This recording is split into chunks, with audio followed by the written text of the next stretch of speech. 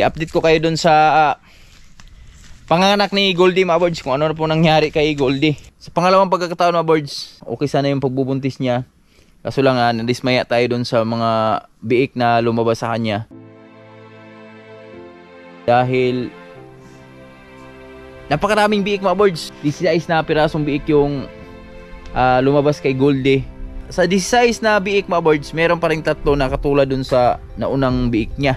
Sana kayang mabuhay. So tiwala lang, si Lord na pong bahala dyan mga birds.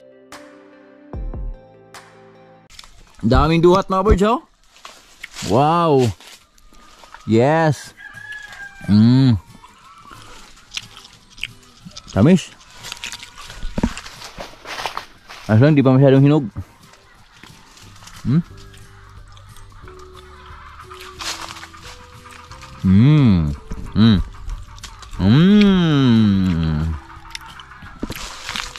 Dati lalaki ng bunga dito mga birds.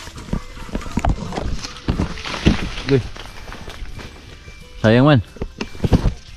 Dami pala dun sa taas oh.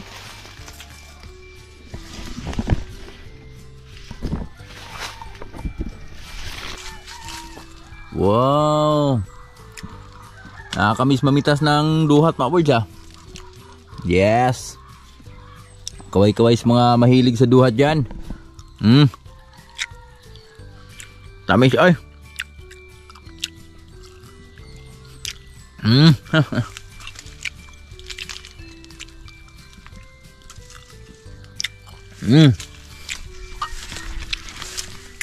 Yung ating panahon ay medyo paulan. So inaabangan natin na ulan mga birds dahil meron na kaming mais ditong binibilad. So di na magtatagal. Baka ito na yung last mga birds. Di na natin na vlog yung mga unang bilad namin dito, yung sa ating paghihimay nung mga mais dahil yan, nabisi nga tayo dito sa Buhay Bukid. At ito, baka bukas o baka next day pwede na natin ipagiling to. Siyempre haluin man natin.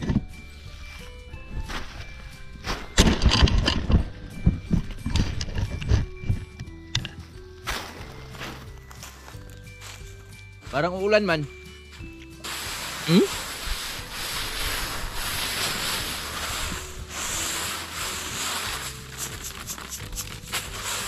Langanin pa.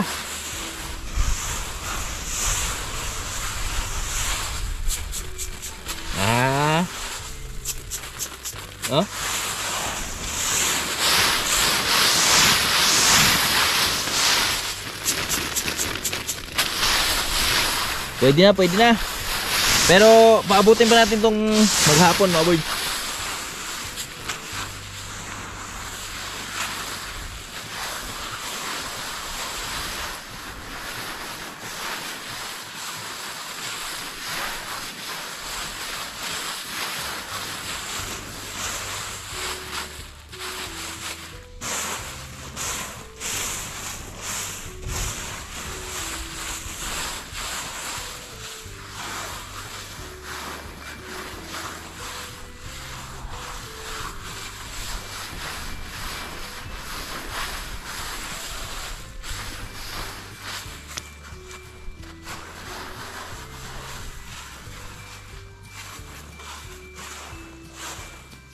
Okay. Woo! Tara.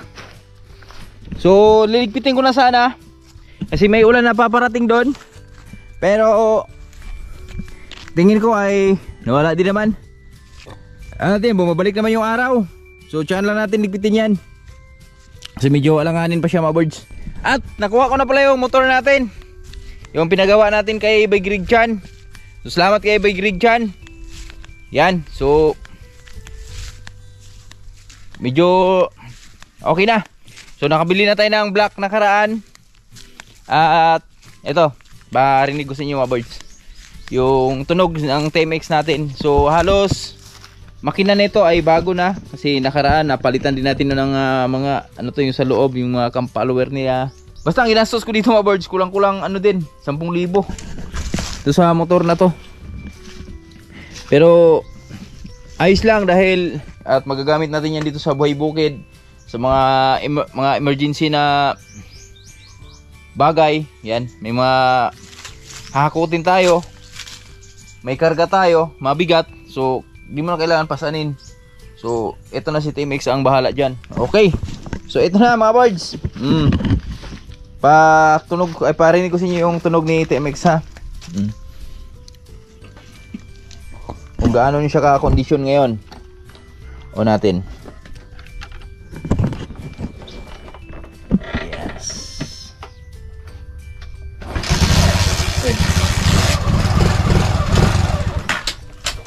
Andar mo dayon.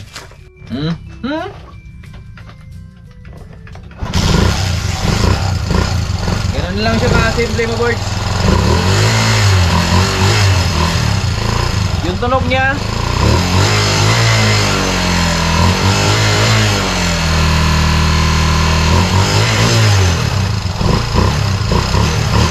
balik na sa dati yung lakas niya mga birds. Balik yung tunog niya, wala nang usok dahil bago na pa yung block.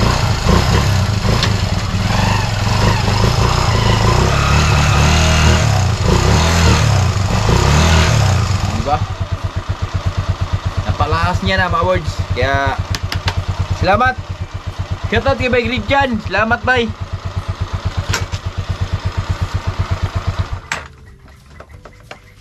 Ay magagamit na tayo ulit dito sa buhay bukid.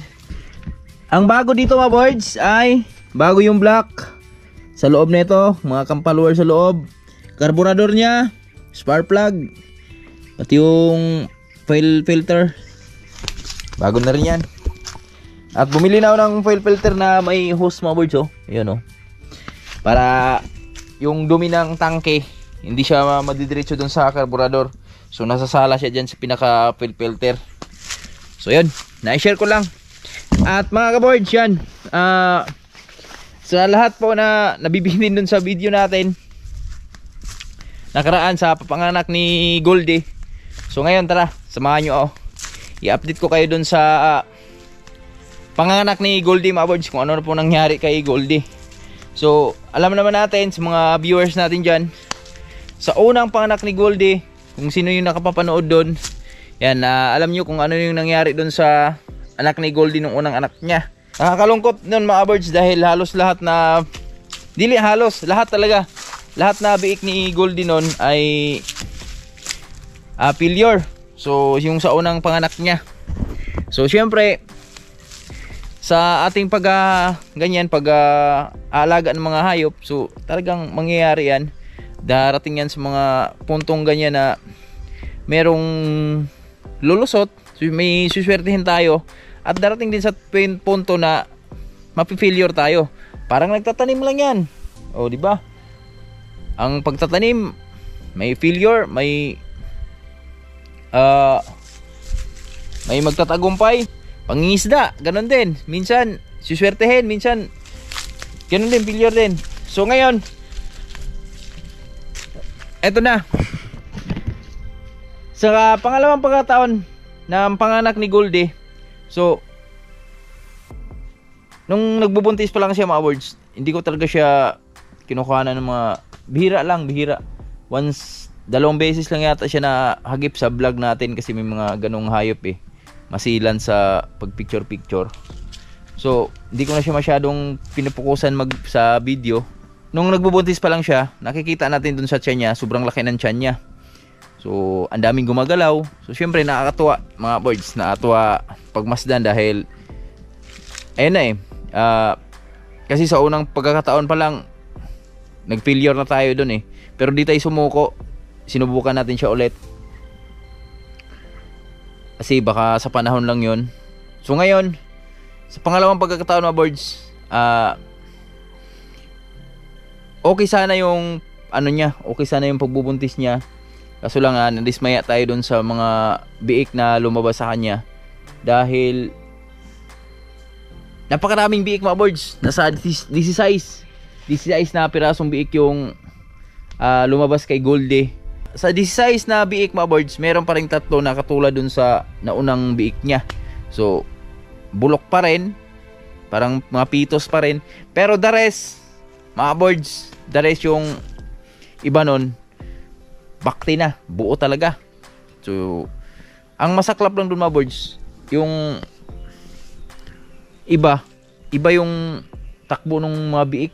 May mga lumalabas na naninigas, stroke, nanginginig.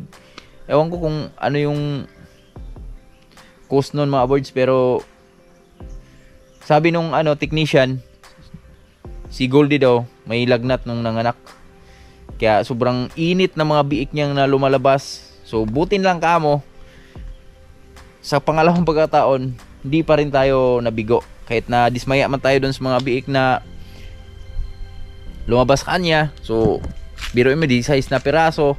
So ang 16 na piraso, ang buhay nun mga birds, 8 piraso yung buhay. O diba, goods? Masaya na ako nun sa 8 mga birds. Ang masaklap lang dun, yung sa 8 pirasong biik mga birds, meron lang tayong 5 active. Tapos yung 3 nun, buhay sana, kaso lang may kapansanan, nanginginig, tapos di talaga dumididi, di tumatayo. So syempre tuloy pa rin, di tayo sumusuko. So laban pa rin tayo, niwala pa rin tayo na makasurvive yan. Pero sa mga lumipas na oras, lumipas na araw, ay ayun, nawala din sila, pumanaw din sila. Kahapon pinuntahan agad nila ni Cool Regine at yung asawa niya, shoutout pala kay Cool Regine saka sa misis niya, para ma-applyan agad ng iron tsaka vitamina para makasurvive yung mga biik, no. Nasa 5 yung in-applyan mga birds. Pero ngayon, kasi mayroon iba talaga yung takbo ng biik mga birds, kasi na kahapon na-applyan lang 5. So masigla pa. So magugulat ka na lang, biglang bumabagsak yung biik, bumubula yung bibig. So sa ngayon, di ko na lang ipasilip sa inyo mga birds, meron na lang tayong 3 biik na natitira kay Goldie. So sana pala rin, sana kayang mabuhay. So tiwala lang, si Lord na pong bahala dyan mga birds sa 3 biik na natira dyan, kasi kawawa din naman yung nagbabarako dyan. Siyempre yung panahon na inalagaan natin yan, halos dalawang taon na kay Goldie, no. Pero laban lang. So ayun lang mga birds, sa pangalawang pagkakataon ni Goldie ay medyo meron mang lumusot. Hindi man totally failure, pero merong lumusot naman. So sana pala rin nga. So abangan nyo na lang yung ibang update dyan mga birds sa kay Goldie, no. So sa ngayon, pinaparecover ko pa lang si Goldie. Di ko muna siya, wag lang muna natin sa mahalat na mahal kong viewers dyan, nanghingi lang muna ng pasyensya sa inyo na hindi ko lang muna ipapasilip sa inyo si Goldie. Tsaka na lang pag medyo nakaka-recover na siya, kasi iba talaga siya, parang masilan siya sa camera mga birds. Di siya katulad kay Lucy na yan, tuloy-tuloy lang, napaka bless natin para kay Lucy. Si Goldie napaka-bless din naman natin kasi napakabait.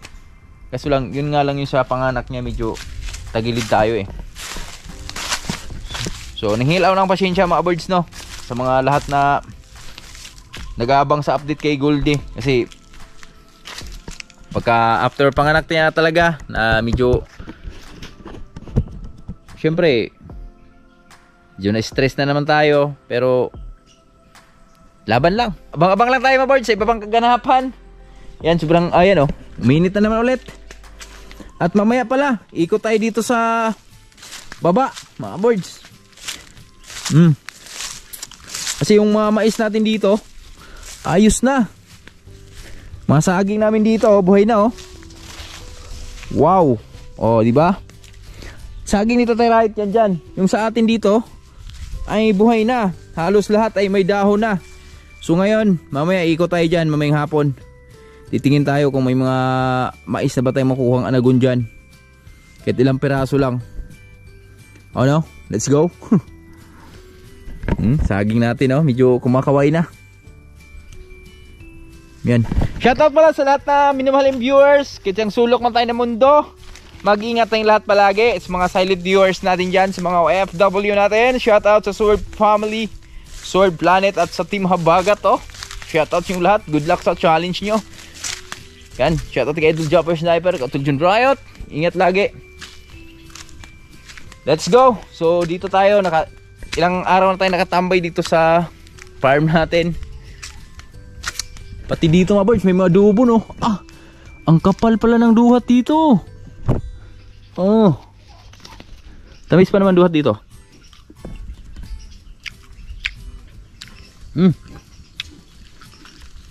Lagi panalo.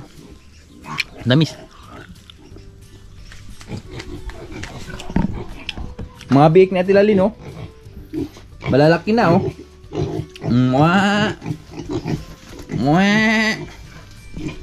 Si Tisay, nilabas mo na namin. Yun si Tisay, oh. At si Lucy. Dito si Lucy. Nakakastahan na rin yan si Lucy, mga birds, eh. Pero dyan lang muna siya.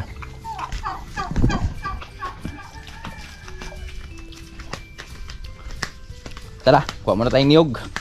Kasi magugulay yata si Mrs. ng papaya sa gata. Let's go. At abangan natin yung mga birds, mga binilad natin ba, baka biglang bumuhos yung ulan. Ang hirap na. Ay, dito tayo. Diba na-harvest na lahat halos dito sa amin. Mais namin dito. Yan.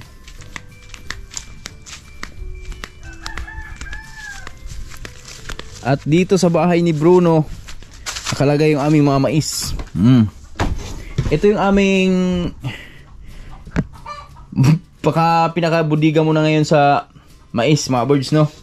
So mayroon na kaming mais dito sa loob. Yan. Ito yung tira doon sa mga nabalatan namin nakaraan, mga birds. Kasi ang ginagawa kasi namin na tatay nakaraan, so pagkatapos talagang harvestin doon sa farm, so diretso balat kami para di na matambakan ba sa gawain, mga birds. Kasi ang hinahabol din namin ni Tatay Riot na nanirayot na makapagpagiling kami agad, kasi para ano na rin, no, para makatipid na rin kami sa bigas kasi mahal ang bigas ngayon, eh. So at least ito bagong ani, masarap kasi bagong ani. At syempre ang the best doon ay makakatipid na tayo sa pang-araw-araw natin.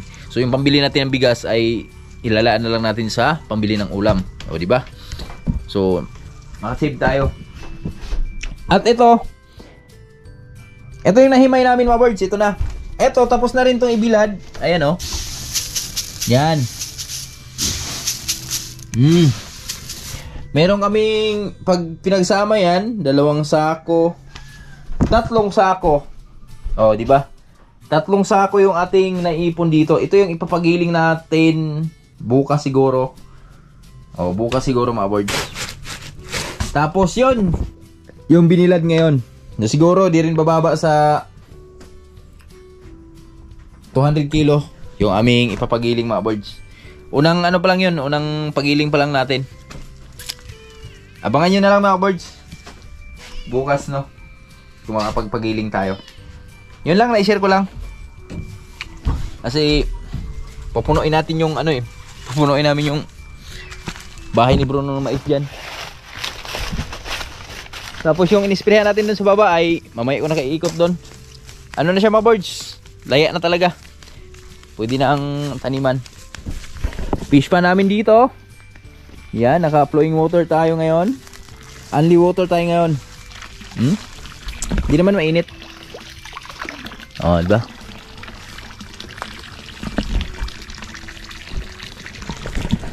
May pagkain pa ba o dito? Baba rin pala tayo ng mamaya. Bili tayong pagkain ng isda natin, tsaka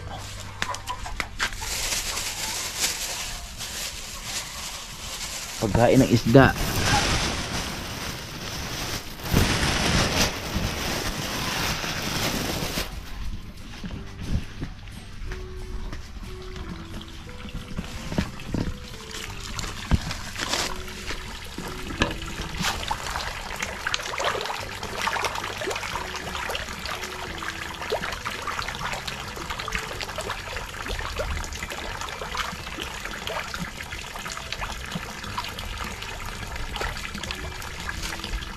Diba? Bilis naglakihan nila mga birds. Na only watered sila ngayon. Yan o, ang bilis naglakihan talaga. Tsaka nakaraan kasi, diba sobrang daming water lily dyan. Mahihain sila. Pero ngayon, hindi na. Yan o.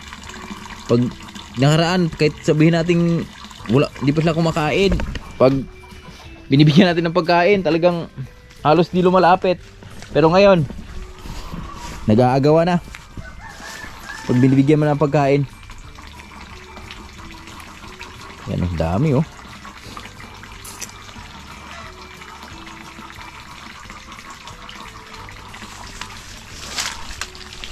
Lalaki na.